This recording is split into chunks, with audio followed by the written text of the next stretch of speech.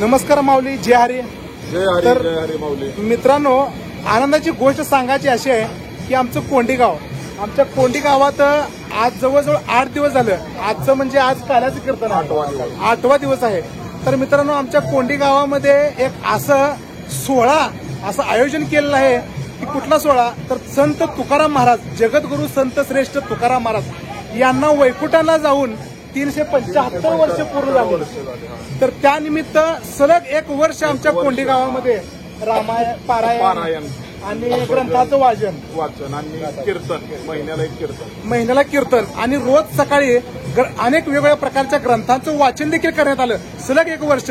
त्यानिमित्त मित्रांनो, हा सप्ताह आमच्या कोंडी गावात बसला होता संत तुकाराम महाराजांच्या वैकुंठ गमनाचा. तर त्याचं आज मित्रांनो सांगता आहे. तर आज कुठलं काल्याचं कीर्तन म्हणतात.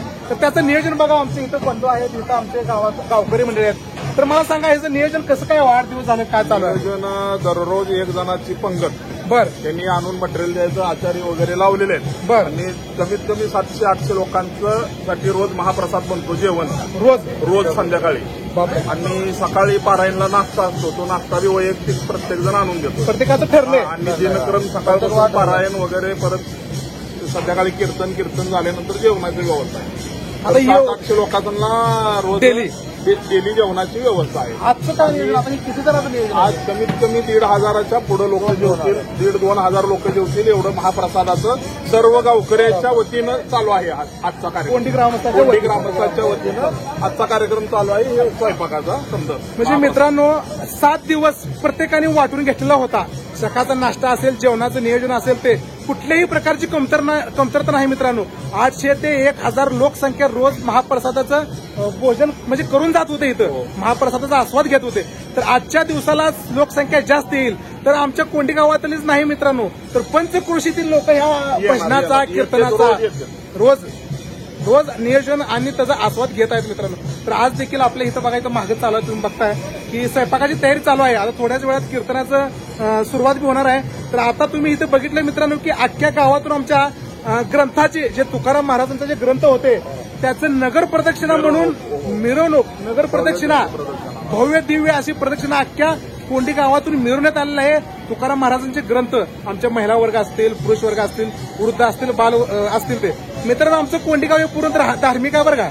अशा ठिकाणी बघा तुम्ही, प्रत्येक ठिकाणी आमचं आता हे जे सप्ताह बसलाय ह्यात प्रत्येकानं आपापला वाटा उचलून घेतलाय. कुठल्याही प्रकारचं पैशाची अडचण नाही, काय नाही. नुसतं नियोजन करायचं म्हणून ठरलं तर प्रत्येक जण दानशूर आले. कोणालाही मागितलं नाही, प्रत्येकाने आणून स्वतःहून पट्ट्या स्वतःहून गोळा करून दिल्या. त्या प्रत्येकाने म्हणले की मी जेवण देतो, कोण म्हणलं की मी डेकोरेशन करतो, कोण म्हणलं मी सत्कार समारंभ करतो, गॅस टाकीचं, कोण आचार्याचं समजायचं वाटून घेतो. तर हे मित्रांनो, हे असं धार्मिक कार्य महत्वाचं बोलाचं इथलं स्वयंपाकाचं नियोजन बघायला तुकाराम पवार, आपले शिवाजी भोसले, राजेश चौरे आणि आमचा भाऊ तू बी आहे ना. आणि काय तर हे कंटिन्यू आज 8 दिवस झालं मित्रांनो. का तर ह्यात आता हे काय आमचे मित्रमंडळ आहेत की कुणाला काही ह्यात येत नाही, परंतु प्रत्येकाला वाटतं की आपण ह्यात सहभाग नोंदवावा, की मला भजन येतंय नाही असं काय नाही विषय. आमचं कोंडी गाव पूर्ण धार्मिक आहे मित्रांनो. असं जर कार्यक्रम म्हणलं तर सर्वजण येतात आणि खूप मोठ्या उत्साहानं कार्यक्रम असे पार पाडले जातात मित्रांनो. तर कसं वाटलं तुम्हाला? अजूनही मी तुम्हाला वेगळ्या प्रकारचे ह्यात दाखवणार आहे मित्रांनो.